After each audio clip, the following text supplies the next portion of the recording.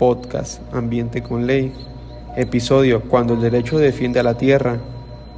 La justicia no solo se escribe en papel, también se siembra en la tierra que pisamos. La introducción de este episodio busca transmitir que el derecho ambiental no es un concepto lejano, sino una realidad que impacta directamente en la vida cotidiana. La justicia ambiental significa que los daños a la naturaleza también son daños a la salud, la cultura y la economía de los pueblos. Hola, bienvenidas y bienvenidos a Ambiente con Ley, el podcast donde exploramos cómo el derecho puede cambiar vidas y transformar realidades. Somos estudiantes de la Universidad Multitécnica Profesional del ciclo 17 de la licenciatura en Derecho y estamos presentando el podcast llamado Ambiente con Ley. Nuestro equipo está conformado por Marlene González, Ruby Rosas, Catalina Pascual y Yamil Merino. En este episodio, cuando el derecho defiende a la tierra, hablaremos sobre el litigio ambiental y cómo las leyes se convierten en un escudo para la naturaleza. ¿Por qué proteger el medio ambiente no es una causa ecológica? Es también un deber legal, ético y urgente. Pensemos, sin aire limpio, sin agua potable o sin tierras fértiles, ningún derecho humano puede ejercer plenamente. Elegimos este tema porque hoy enfrentamos una crisis ambiental sin precedentes, contaminación, deforestación y proyectos que amenazan la biodiversidad. Queremos mostrar que el derecho no es ajeno a esto, es una herramienta clave para garantizar un futuro digno. Fundamento jurídico. En México, el artículo 4 constitucional reconoce el derecho de toda persona a un medio ambiente sano. Este principio es considerado un derecho humano de tercera generación, lo que significa que pertenece a aquellos derechos que buscan la solidaridad y la protección colectiva. Además, existen leyes como la Ley General del Equilibrio Ecológico y la Protección al Ambiente, la Ley General del Cambio Climático y la Ley de Aguas Nacionales. Todas estas buscan equilibrar el desarrollo económico con la protección de la naturaleza. El jurista Eduardo Ferrer MacGregor afirma que el derecho ambiental es el puente entre la ciencia ecológica y la justicia social. Esto significa que los jueces pueden basarse en estudios científicos para obligar a gobiernos y empresas a reparar daños. También debemos recordar los compromisos internacionales. México forma parte del Acuerdo de París contra el Cambio Climático y ha ratificado convenios como el Diversidad Biológica, el Derecho Ambiental, tiene así una dimensión local y global.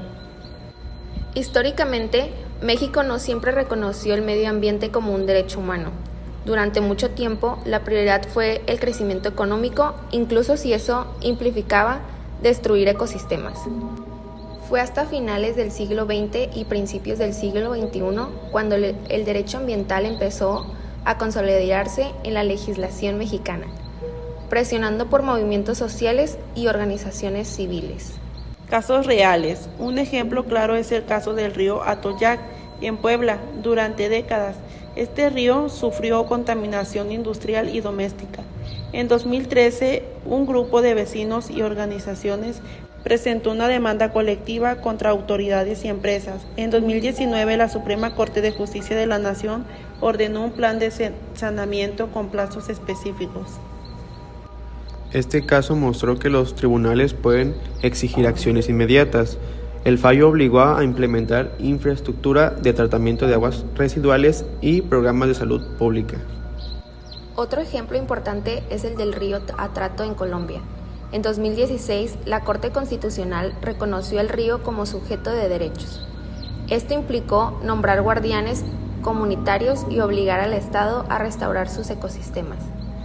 Casos similares han ocurrido en Ecuador, donde la Constitución reconoce los derechos de la naturaleza, y en Nueva Zelanda, donde se otorgó personalidad jurídica al río Whanganui.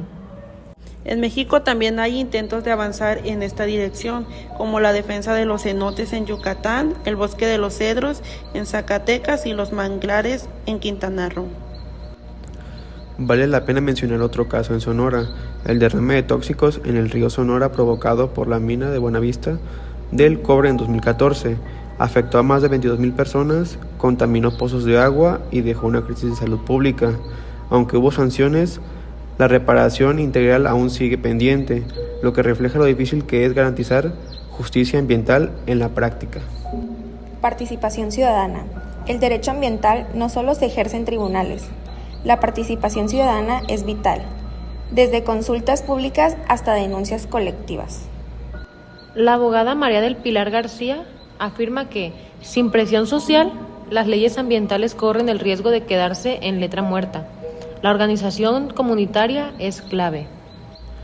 Ejemplos de participación incluyen las consultas sobre megaproyectos como el Tren Maya o el nuevo aeropuerto en la Ciudad de México, aunque polémicos, muestran que la ciudadanía exige ser escuchada.